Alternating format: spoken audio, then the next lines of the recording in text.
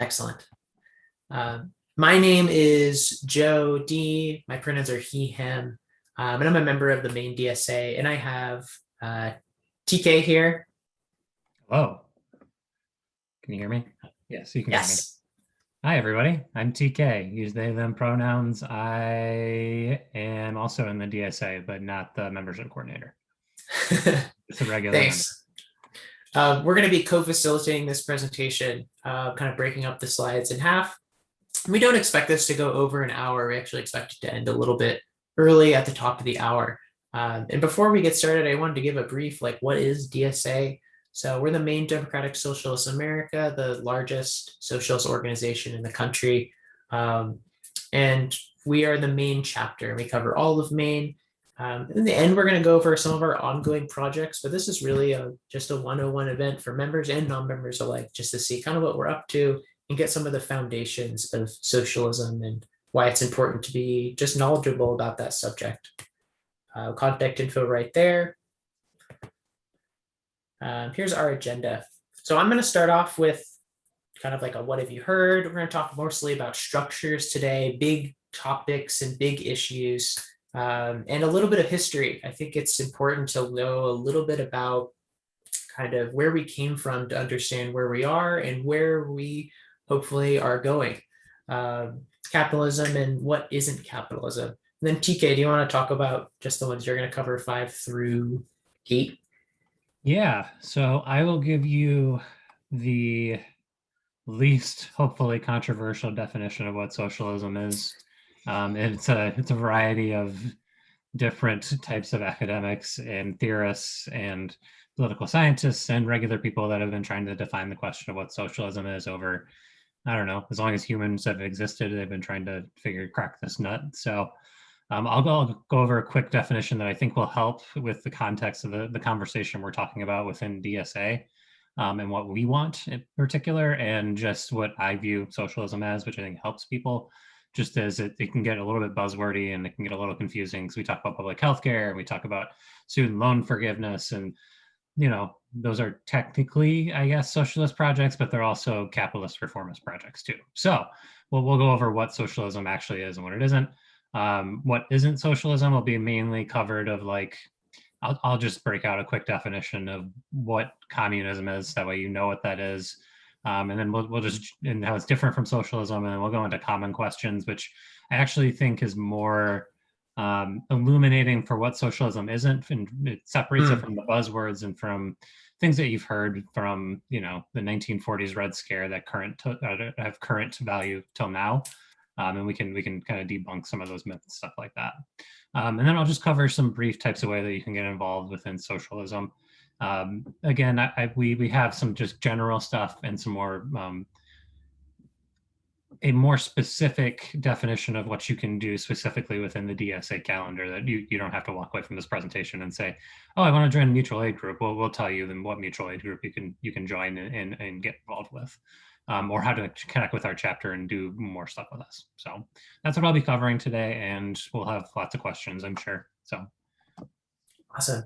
Yeah, I'm really excited. And I think general is a great, TK, I want to point that out. General and non-experts, we're just members, not experts. We'll try to answer as many questions as we can during the presentation. But I first want to ask kind of the audience a question for you, and you can use the chat option. If you're watching in full screen, it's down at the bottom, might be on the right side. What have you heard labeled capitalism? This could be from the media, the press. And then what have you heard labeled socialism? Also from the media, press, what you got at school, read in a book.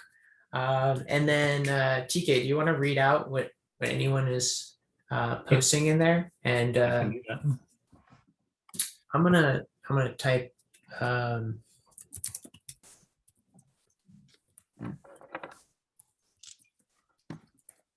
socialism, the government does stuff. all right. I hear that, all the time. Let's say from the conservative media. Maxine is saying capitalism is supposedly the system that rewards hard work and innovation, a free market. So yeah, definitely the free market. Heard that one is tossed around a lot. Yeah, thank you, Maxine. If we were in person, I'd be giving you candy right now. Anyone else? Don't be shy. Christina and David say capitalism is corporations own the government. Lillian is socialized medicine. Socialism is socialized medicine. That's what I'm assuming that means. Capitalism is a free market, a lot that is supposed to reward people for their work. Capitalism, we have a shoe for everyone.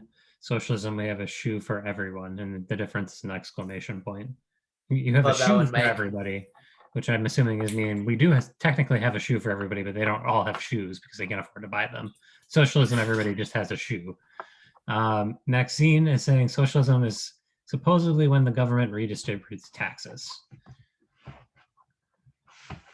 Excellent.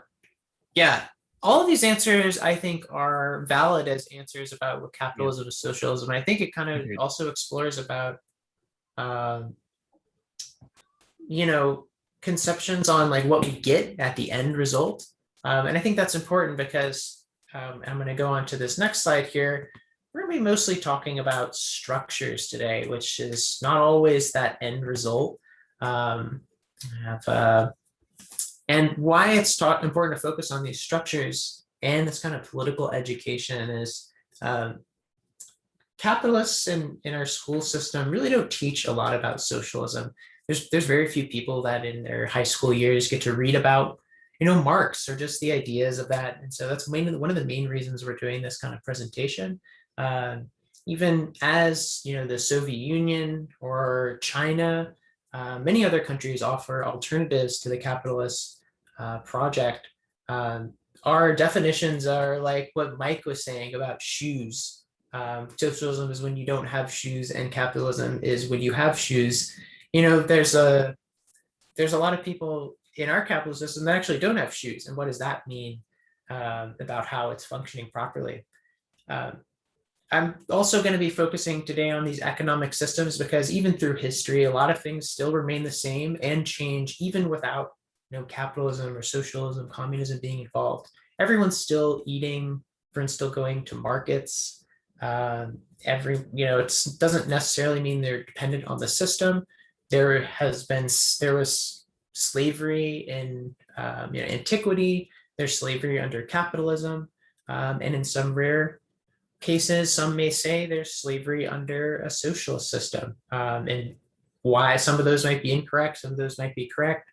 It's not all sometimes very clear. So when we're talking today about structures, first talking about non-class-based systems, I want to take it all the way back to antiquity.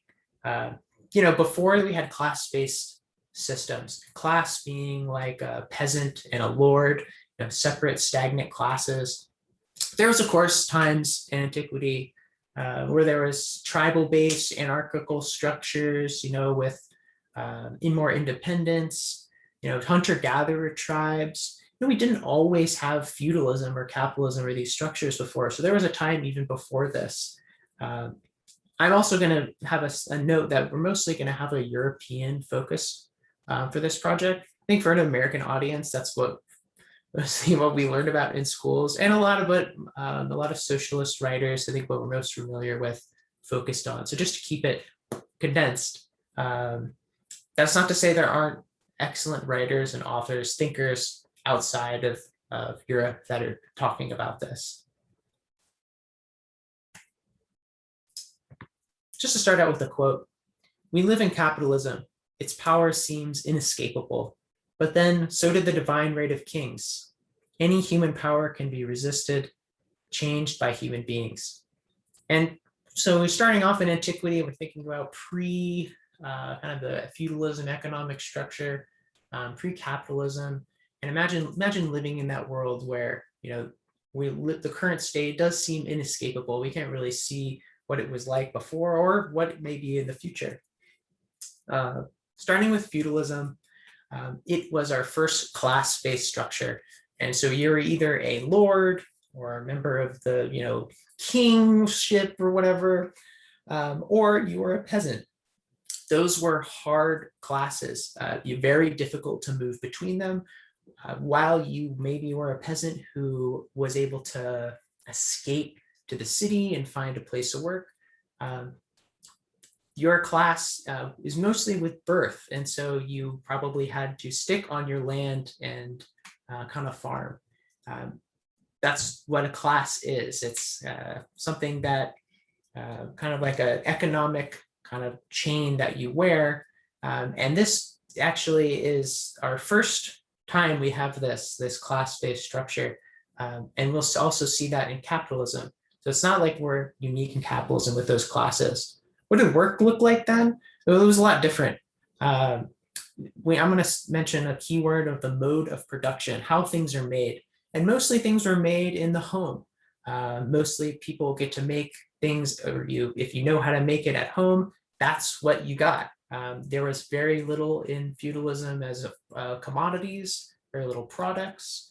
There was a lot of scarcity, but there was also community and commons. I have the commons on here to remind me to talk about communal land. So you had your plot of land owned by the Lord.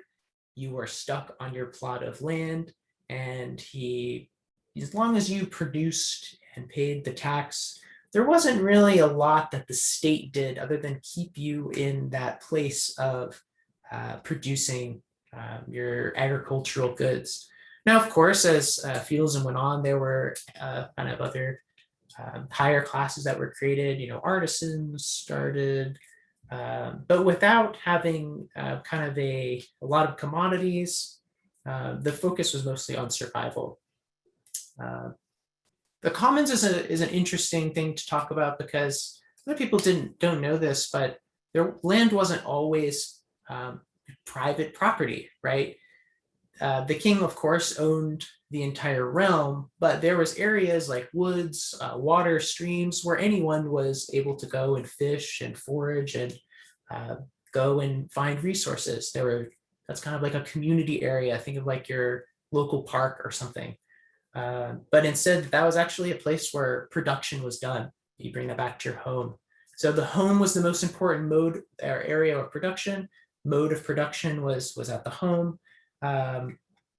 What did the state look like? I kind of mentioned it before. Well, it enforced where peasants lived and protected lands. But beyond that, there was not a lot of infrastructure. There was very few regulations on what you could and couldn't do. There was very little pushing people forward to produce more or less, as long as you're able to survive. And I have a fun fact about what lord means. It's from Old English. If I could kind of pronounce things better, I could tell you, but it basically means the keeper of the loaf, like a loaf of bread.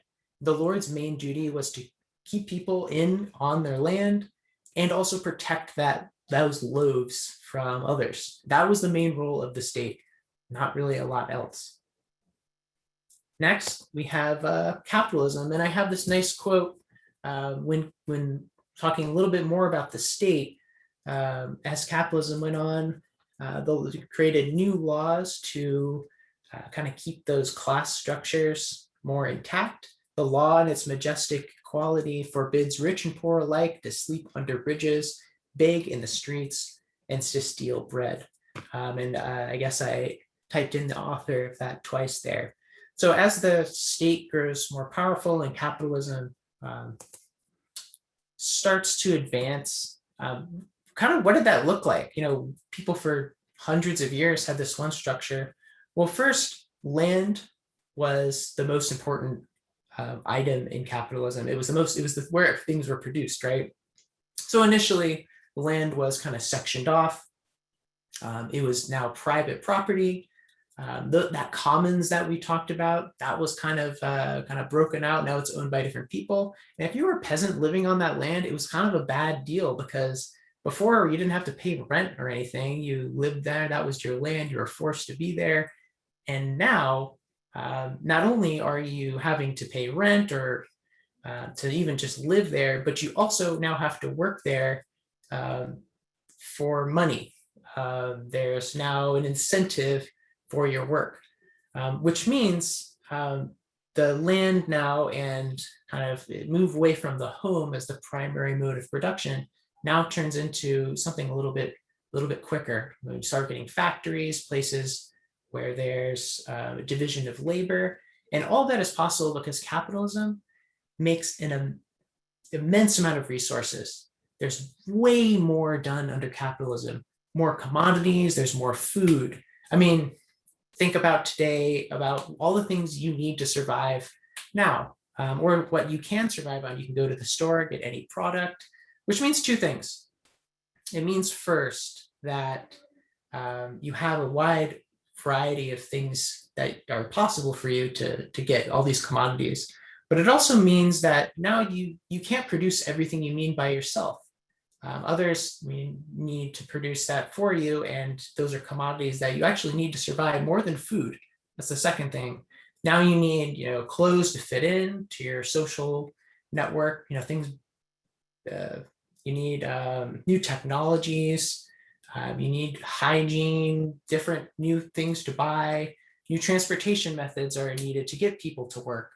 And while all of those, there was of course structures, and you needed clothes all the way back then, you're now forced into this system where you have to purchase all of those. Anyway, so that's kind of the transition into capitalism. A lot more is produced. Now these classes, those still exist. There's, instead of lords and nobles and kings and peasants, now you have the capitalists who actually, they own the production, they own those, the pieces of land or the factories, and you have the workers. So we still have this class-based structure. And for the most part, it's very difficult to change classes, even still today. I think there's, it's in the low percentages of if you're able to rise up from the lowest class to become a capitalist and own those means of production. It's in the single digits, at least in the United States.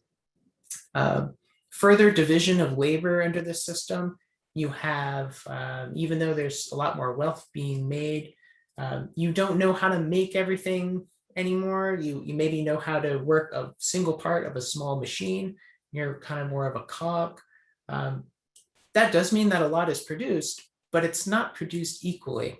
And that's one of the biggest problems with capitalism, is that inequality. And all through history, this is true as today. It's a major issue.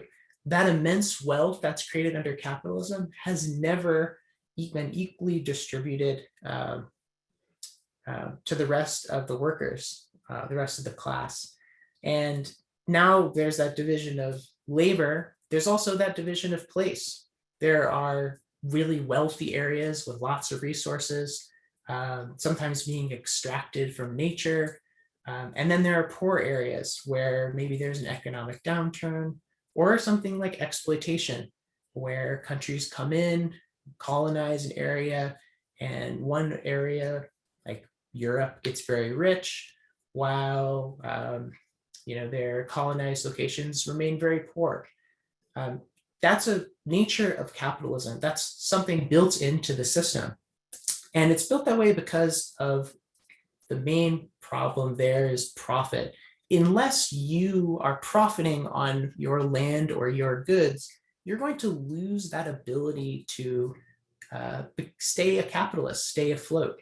So there's always something at your back trying to push you to keep profiting and kind of maintaining those resources. And the last thing that you want to do, it's that constant battle of the workers and the capitalists. You want to keep the workers down so you can maintain the highest profits, make more commodities, which you can then sell to make more profits. And this would, this sounds great for the capitalists. They can keep amassing large amounts of money and resources and goods, but it doesn't ever really seem, or at least until 2021, we still haven't seen that distribution of equality under capitalism. I have another quote here, just as a recent contemporary example of the boom and bust of capitalism, how that inequality can change the location, not just countries, Western Europe and like Africa, but here in the United States. And our good friend Ronald Reagan, talking about Pittsburgh steelworkers, I'm deeply aware of the heartache and the pressure many of you has experienced the last few years. Economists tell us our country is going through a basic technological transition, and that, along with the stagnation of recent years, has created a large-scale unemployment problem. Now, it's easy to say to you, it's not easy to say on you or your families, but the commitment you've made to being part of this program represents all the difference in your lives, and I might add, better economic future of our country. Now, Pittsburgh still hasn't recovered from the 80s and the steel workers losing all their jobs and that industry being decimated. The boom and bust of capitalism, the expansion and the erosion, the immense wealth it creates for few, and the poverty that it gives to others is core to how it's functioned. That profit boom and bust is just a part of capitalism. Just a couple more slides on it about how it affects nature. Since you are trying to, that push for profit is always trying to expand. Generally, capitalism has, with extraction, generally extracts resources because that need of constant expansion is detrimental to nature in the ecologies of the world. I don't think I need to say any more about climate change or pollution or anything like that. There's always that push to keep expanding and that profit, even though some would say that, I think we've all heard that we do produce all that amount of food that we need for the whole world, I think twice over or something like that. It's that kind of redistribution problem that we're really facing. Early in COVID, a contemporary example is, when there wasn't enough profit to be made growing and picking the food, in California at least, food was going bad, rotting on the vine because that profit motive wasn't there. People were hungry and starving, going to food, like lost jobs, that bust was happening. And there was no mode in our system to kind of react to that. One last thing about the state under capitalism. Every structure, the state kind of reflects it. So under feudalism, the lord and the king, the keeper of the loaf, was trying to keep the structure in place. And that's the same under capitalism. Even the great things that we think of that were positive for the country, most would say, like FDR's New Deal, those can only really function and exist under the capitalist structure. It's going to try to maintain the structure as much as it can, which means even our core tenet of democracy, which we love so much as democratic socialists, we can only have democracy as it can function under capitalism, as it can exist within that structure, which means it really, we're constrained with our voting by capitalism, even as we try to fight against it. I have a few pictures here. The one on the left, that's that famous kind of capitalist pyramid. The one on the right, a little bit of Russian, but it's some Russian propaganda poster about how the military always seems to get more money. Very true under capitalism in the state. I'm not going to go into the military industrial complex, but the military is a great way for capitalism to try to control markets, extract resources, and pressure new areas into joining the capitalist system. Even countries that didn't maybe want to be capitalist or had no idea that they wanted to be joined into that structure. Last slide here before TK takes over, and it's socialist Richard Wolff talking kind of satirically. Someone from the right may say this about socialism is when the government does stuff, and it's more socialism the more stuff it does. And if it does a real lot of stuff, that's communism. So TK is going to start out with just some things that maybe you've heard about socialism, but haven't. And I think some of those notes that people had already published in the chat are going to be reflected here. I'll let you take over, TK. Yeah. So the government does stuff is a bit flippant, but Dr. Wolff has been known to be a little bit flippant from time to time, just to get his point across, which I appreciate. So it is technically when the government does stuff. Socialism has a lot of different definitions.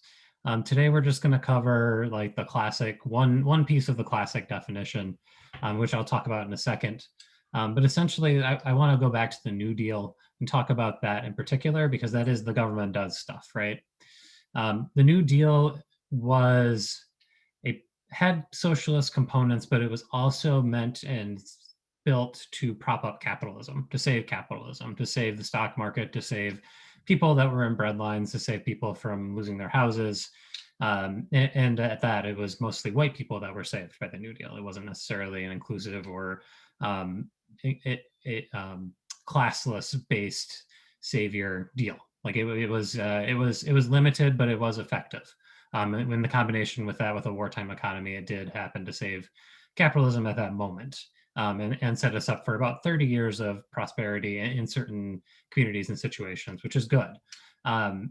You'd have to go component by component to say which components are actually New Deal pieces.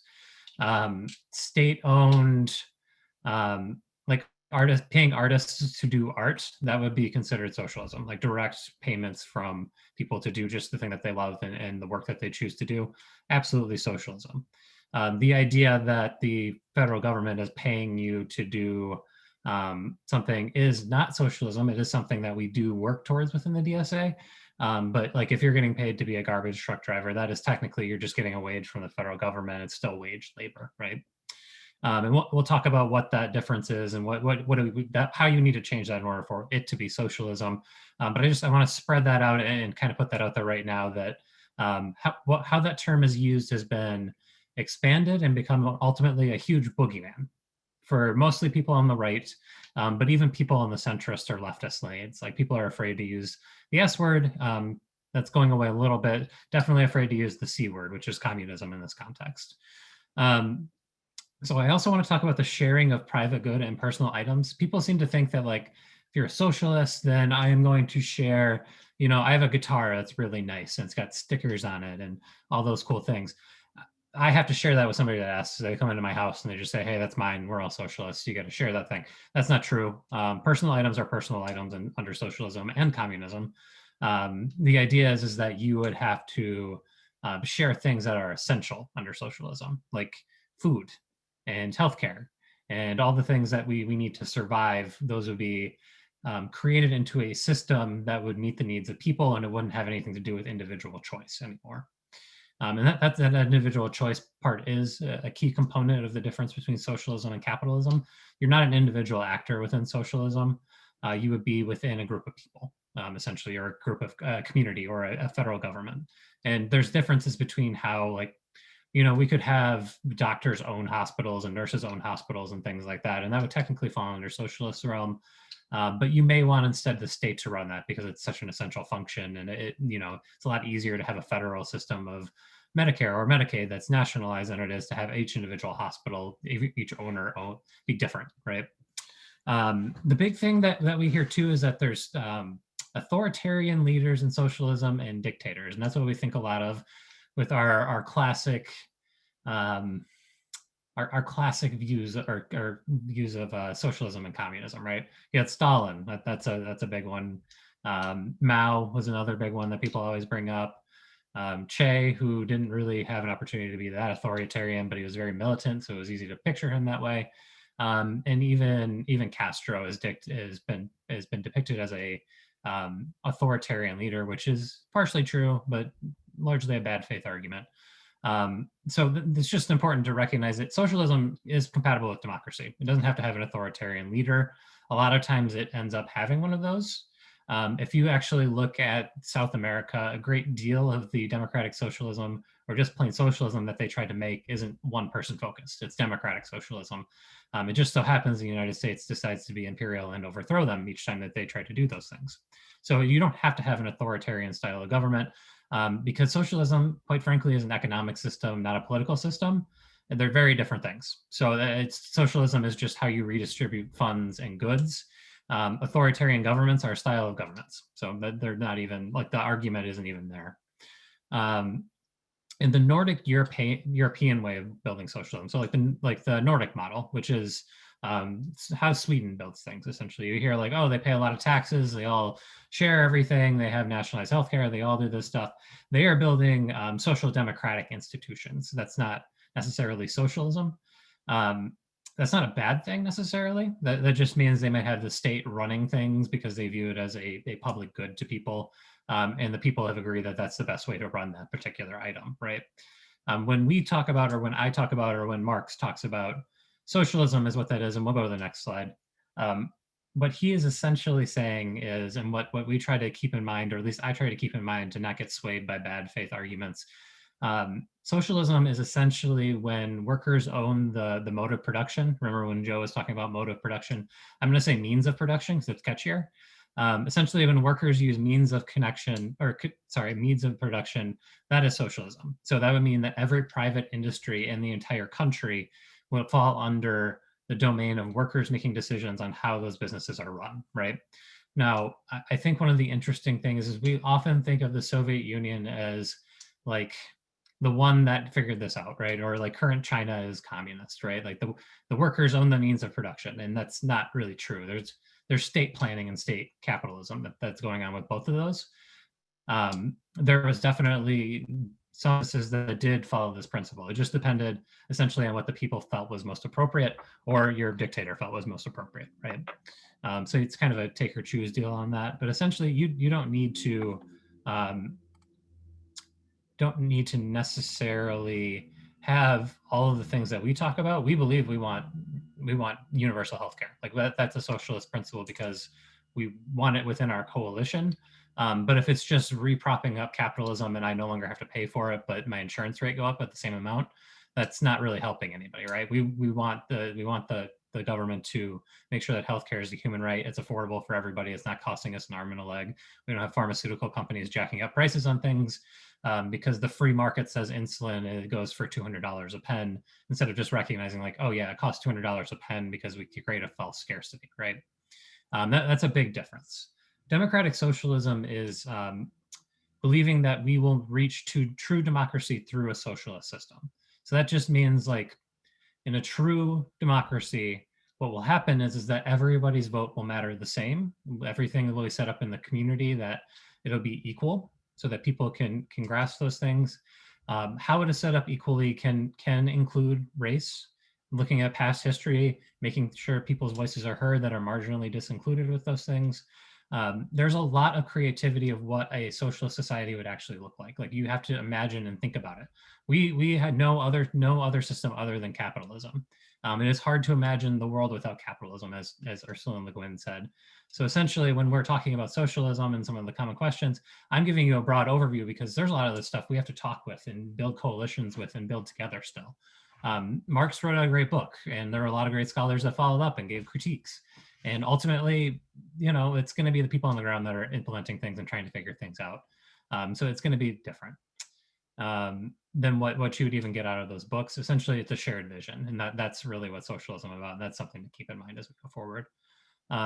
So the big thing is it is a classless society. So there is no capitalist and worker production. There is no bourgeoisie. There is no proletariat. Everybody is on an equal playing field.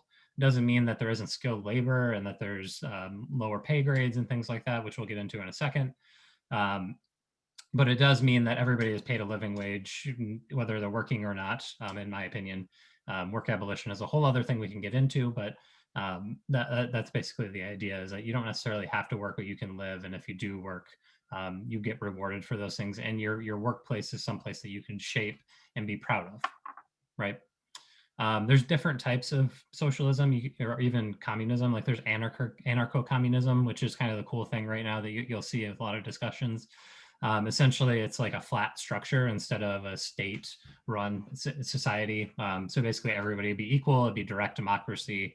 Everybody would be voting on everything type of deal. That can be a little cumbersome in practice, but there are some people that believe in that. One of the key components of socialism, along with the owning the means of production, which I need to give an example of that, but I'll do this first. Internationalism is one of the key components of socialism. What happens in Palestine is just as important as what happens in the United States. What happens in Canada is just as important as what happens in South Africa. What happens in China is just as important as what happens in France. And essentially, the idea behind that is that if somebody out there is being exploited, that means that we can't all enjoy what we deserve, right? Essentially, capitalism creates a them and us mentality, and the only way to overcome that is to do internationalism, because I can't get paid to make garments in America and sell them unless they're very, very high quality. If somebody is in India working in a sweatshop, I'm not going to get paid a living wage doing that. It's just going to become a free market world economy, and people are going to work against each other for that. I hope that makes sense. And I'll just define means of production, and we'll go on to the common questions here. One of the key ways to view this is that term comes from a lot of industrial work, but I'm going to use actually a service industry. So if somebody in a restaurant is like, the restaurant staff would essentially have a large say and own the business. They would be the ones that would be farm to table. They'd be bringing in the meat, the food, the whatever they're making. They would bring in all of that material. They'd be working directly with farmers. They'd be setting the menu. They'd be setting pay rates. They would be setting, like, how are we going to handle mask mandates in the pandemic? They would be the ones making the key decisions, and it would be probably democratic, or somebody would be appointed within a council and people would work within that type of structure. So essentially, it is removing the boss and just putting all the workers in charge, which can be, in our society, it can be a little chaotic to think about it that way, especially if you're new to socialism, but it does work. And if you think of like co-ops now, like there's some breweries that are co-ops, like New Belgium Brewing Company works, and they all own the same amount and they all do the same amount, and workplace happiness is higher, pay is higher, people are generally more happy. If you're talking about at home, Portland Food Co-op, it has wonderful employees that generally enjoy coming to work, I think, from what I can tell. And they have a strong say on how things go within their workplace. So I hope that all makes sense. And if it doesn't, please feel free to ask questions. I'll clarify anything that needs to be clarified. And we'll go to the next slide, Joe. We'll go to common questions here. Cool. Thanks, DK. And one thing I just wanted to add was, for me, the main difference and the thing that makes me go insane is, under capitalism, we've shown that we can produce it all, right? Like, we can have food for all, we can have public broadband for all, but we don't. There's 4.5 billion people that make under $5 a day and live in poverty. Our structure here is in counter capitalism, profit, sucking it out. Socialism, the goal is to meet those needs of the workers. That's our motive of doing stuff. That's what pushes us forward, meeting the needs of our community, our family, our friends. And yeah, let's look at some of those common questions. I think, who's first here? I think you are. Mine. And I'll tell you what the difference between communism and socialism too. That we something I was supposed to cover that earlier. I'm rambling. Yeah. Does socialism have money? So if somebody asks you this, yes, socialism does have money. It's just more equitably distributed, and you don't have to work. In some theories, the one I subscribe to says you do not have to work if you don't want to work. Which I think is important to have. The choice to be able to come to work because you want to come to work or come for reduced hours, I think that's important within a society. What about bad jobs? Or what is my question? Do socialism have police? You got bad jobs. I got police. Yeah, I'll do the bad jobs one. What about bad jobs? And that's a question that I talk with people all the time with. An engineering student that we had was saying, well, I go into engineering and my class goes because we want to make a bunch of money. That's really like our motive. And that's the motive under capitalism, making profit, making money, so you can have a chance of, getting into that little sliver in the top. Well, under socialism, that probably wouldn't be so different of those bad jobs and the good jobs. There would still be money for bad jobs, probably more money. And some of the jobs that we don't pay enough, teachers, healthcare workers, those care jobs that aren't profitable under capitalism, so they don't get any resources, would probably have more money to have more people going into those. So if you want a world where those jobs are kind of rewarded, then then that's probably going to happen under a socialist system. There's just not really something pushing that forward under capitalism. And kind of another alternative, there's probably a lot of people in the world that would love to be engineers, but they don't have the opportunity because education costs money under capitalism. So think about all the people that want to be engineers but can't be. I think you have the next one. Yeah, and I'll actually just add another point on the bad jobs piece. Capitalism's incentive is to create bad jobs for workers. Like there's no incentive for the garbage man to have, you know, a lot of celebration of the garbage man, of a really essential function for our society, right? And right now, the most effective way to do that is to have somebody work and do that job for 40 hours a week on a truck, and they're grabbing stuff off the street, and then you go home and you're done for the day, right? Under socialism, the idea is that you could recreate that job to be more tenable, whether that be different hours, whether that be something that's more rewarding, whether that's people come up with ideas, better New ways. technologies. Yeah, so there's a lot, like under socialism, the idea is that we would be able to be more creative with these bad jobs, and I'm putting my hands up and doing parenthetical quotes, because culture changes too. Policy changes, and then culture follows it, and vice versa. There are ways that those bad jobs would be transformed into jobs that people want to do, and I think part of that would be recognizing that these essential functions not only would get more recognized with what they're doing, but people will be celebrating them more. Like we know that that person is directly making sure our community is being taken care of, that we see that, we recognize that. And there's less debate about, oh, how should the government cut services, and more like, how can we reward the people that are making sure our community is good? And then I will jump into, does socialism have police? And I will say, no, it shouldn't. But I will caveat that with being, my goal is abolition, and that's where my values lie at. But if you look at all the past socialist places that have ever existed, there's been police, right? What I am hoping is that as we're transforming the society, as we're moving towards a place that has funding for healthcare, mental health, funding for jobs that are rewarding, giving people a purpose in their community, having social opportunities that aren't privatized, having public space that isn't privatized. I don't think police would be the idea of abolition is defunding to create those services anyways. I would say that socialism would not have police, but that is something that you have to collectively build with people. There might be different forms of police. I would say no. I think you should probably eliminate all of them. They cause harm. That's all they're really good for. But it would have to be something, a creative struggle and dialogue with people to figure out what that next step looks like. And not every socialist agrees on that particular point. Yeah, I think that's one that, like, a lot of these questions, it's something we have to figure out together, and including this last one. Does socialism share everything? TK already kind of answered this on like what is socialism, but I'll give a nice anecdote about a scare tactic that capitalists used in the 20s and 30s in America about sharing toothbrushes. So socialism had a real bad PR campaign against it because everyone in America thought under communism and socialism, everyone would be sharing toothbrushes. And as I hope you know, that's not going to happen. Those private assets, heirlooms, personal things, even food in your house, and no one's going to come over and brush their teeth with your toothbrush under socialism. And that actually tees me up pretty good to talk about the difference between communism and socialism. Go for it. Communism is essentially the idea that there is no private property. Which changes the function of the police in a communist society. But essentially, you wouldn't own the land that you're on or the house that you are in. You would own the stuff in it, and that would largely be the elimination of private property. Like you can't be a landlord under communism. That's not allowed. That's viewed as an essential piece of public infrastructure and community building.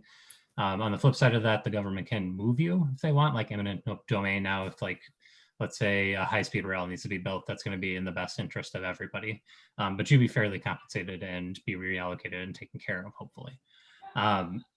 And the other big piece of that, and this one is a little bit more murky because there's nobody that's really quite figured out how to, at least is what I've read, haven't been able to figure this out. Socialism does have money. Communism has workers' credits. So you would do a job and you would get rewarded for that, but it would be in workers' credits. They're essentially worth all of the same, and you can cash them in, but you don't have to work, which is a pretty big difference.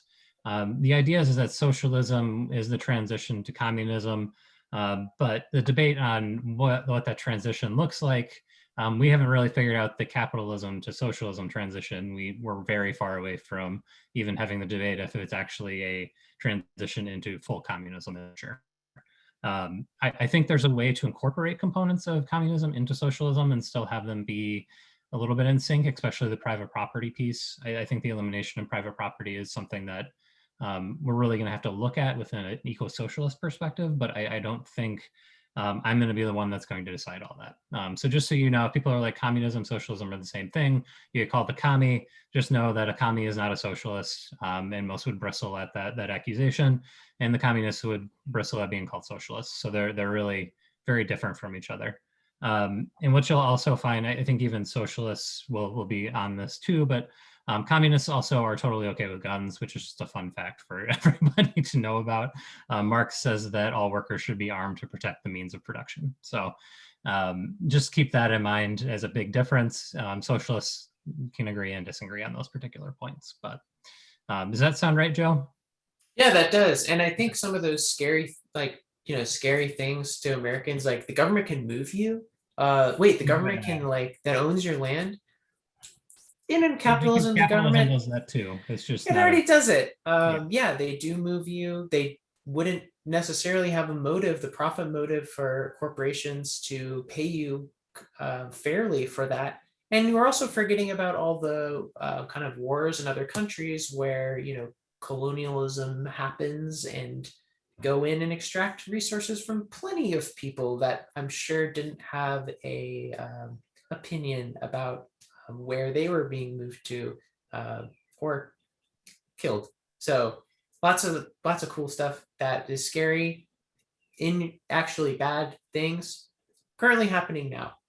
Uh, but let's finish this off with some good things about maybe how to get involved, how to bring Yeah. ourselves to socialism. What's currently what we're up to try to push it forward, this project, and maybe how you can get involved. And this, I think, I'm teeing it up for you. Yeah, you're teeing it up for me. So there's a lot of different ways to get involved with this. Any type of labor organizing, direct action, or protests that are with leftist items. So for example, if you join a union protest, that is excellent direct action.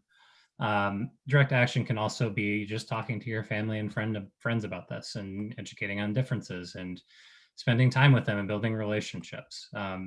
One of the things that's really important and different from capitalism to socialism, we view relationships as really important. We don't necessarily need them to donate money or join us or even do any particular thing. We're big on building relationships, or at least I am. So just thinking about that with your direct actions, you don't need to even put yourself into a high stakes situation. You can just talk to a person and say, hey, you're pretty cool. You should come to the DSA. That's more than enough to get started with and a lot to do, actually. Labor organizing. So for example, this past month, I saw Sarah was on here.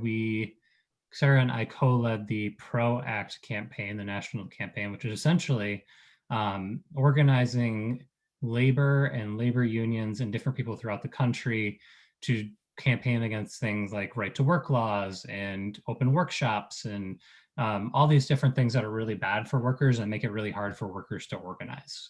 So we'll have more opportunities like that in the future within DSA. And if you keep an eye out or you throw a dart right now, I'm sure you can find a protest going on somewhere. It's not too hard. There's a resurgence in labor organizing. We'll go to the next slide.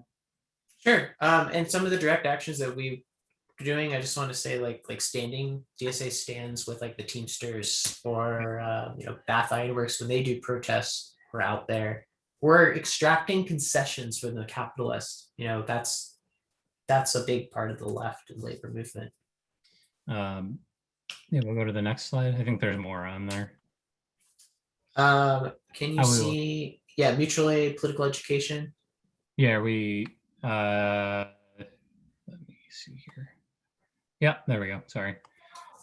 There's three other pieces that you can work with within DSA and with different community organizations that are all within this realm and wheelhouse. Mutual aid is a just a leftist concept. I think it came out of anarchist circles primarily, but it is the idea essentially that we take care of each other. If your neighbor needs an insulin pen, you're going to go down the block and you're going to knock on doors and you're going to get money to like get that insulin pen. You're going to work with them to say this is how you're going to lobby to make sure that that insulin pen is paid for by insurance, or we have public health care. It's basically a community working together to meet everybody's needs within the community, right? And I'll make a particular note, before it was even called mutual aid, Black communities have been doing this for forever because it was the only way that they knew how to survive, and the only way to survive.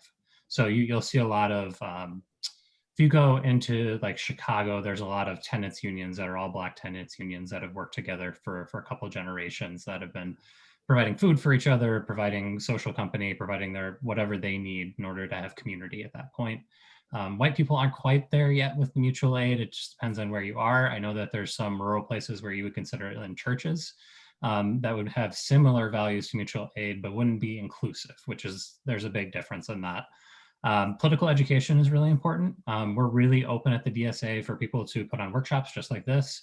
If you think I did everything wrong or you think Joe ever did everything wrong, please feel free to do a better presentation than us. We're not jealous people. So, and the DSA here does have a strong electoral arm. So like if you want to get involved with the charter elections, particular candidates that we're endorsing, anything like that, please feel free to jump in.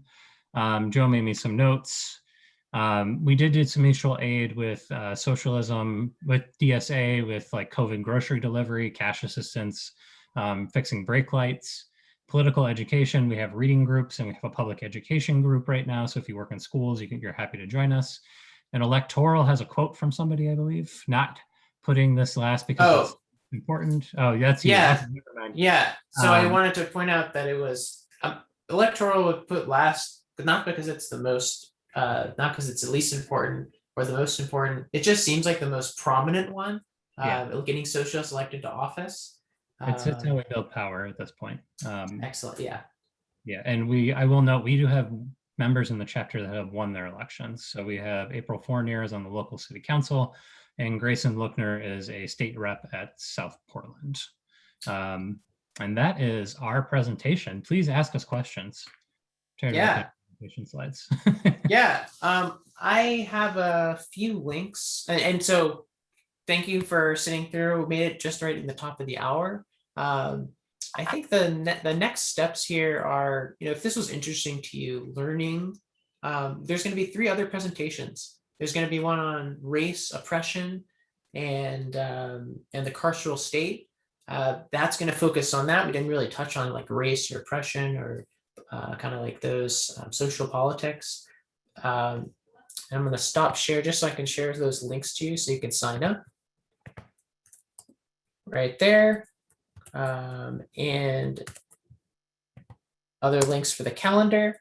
If you go to the bottom of that Action Network link that I just shared right there, there's one on oppression that's in July. Economics, that's actually the next one in June, where we're really going to focus on more Marx. Why is profit kind of the cancer on our society right now? Why is it driving everyone insane and keeping the world poor, even though we have all these nice things, or at least some of us do. Oppression in July. And finally, internationalism. Why is it kind of international politics? Why is it important? I think TK explained this the best, to build an international society and not just focus on ourselves. This is a worldwide project. I am really excited for those next presentations, and I'll email you those links along with this links to our calendar, links to join DSA, and then my just personal contact information. Please let me know if you have any questions or interests, or you want to have a friendly debate about anything here. I hope I didn't, for our leftist friends in the audience, hope we didn't say anything too incorrect. I know it's probably in there. I think you threw most of those pieces at me, Joe. So it's all good. Yeah, I gave you the hard stuff. So thanks so much, everyone. I hope to see you in a month at the Socialism and Economics. And TK and I will kind of hang out a little bit if you have any thoughts or questions or recommendations for the future. Thanks.